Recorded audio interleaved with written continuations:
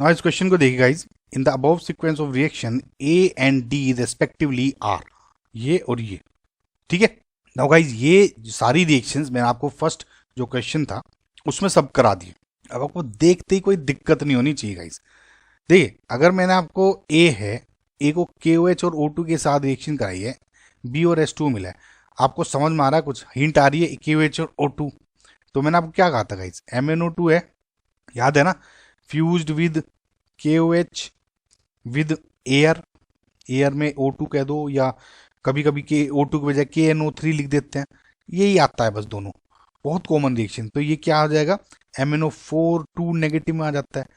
और इसको आगे रिएक्शन कराते हो इलेक्ट्रोलाइटिक रिडक्शन इन एनक्लाइन मीडियम, तो MnO4 नेगेटिव आता है। हालांकि वो वाला पार्ट पूछा नहीं है इसमें।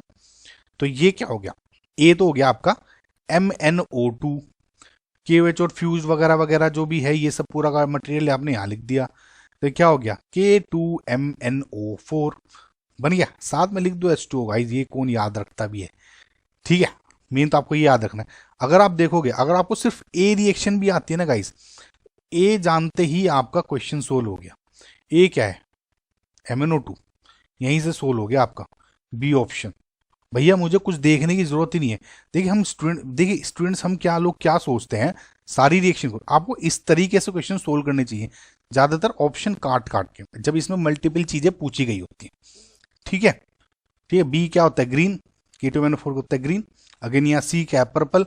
देखते मैं कहता हूँ KMnO4 है, अगर कोई पूछता तो मेरे से, ठीक है। ये भी रिएक्शन आपको करा दिया। बी क्या है, K2MnO4। मैंने आपको कहा था ना कि MnO4 को हीट करते हो तो ये ब्रेक हो जाता है MnO2 में एंड K2MnO4 में।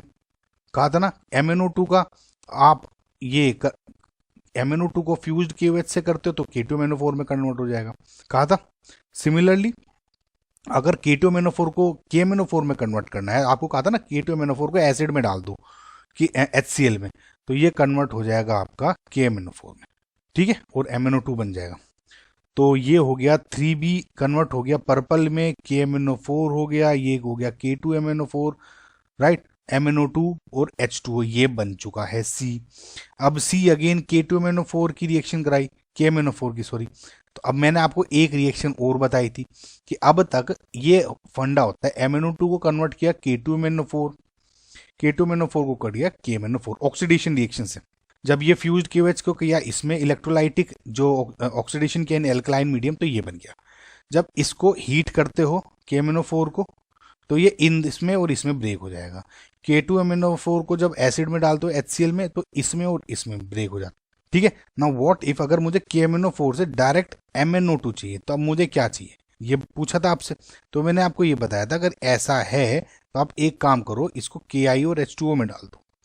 Ki और H2O में डाल दोगे ऐसे, जैसे ये है KMnO4, KiNH2O में डाल दिया, तो ये MnO2 में ब्रेक हो गया, KOH बन जाएगा और क्या बन जाएगा, KiO3, ठीक है। अब ये थोड़ा सा आपको आइडिया। अब देखिए एक चीज है इसमें, इसमें आप ये कंफ्यूज हो सकते हो कि भैया ए को ही क्यों लिखा और ये KiO3 क्यों लिखा।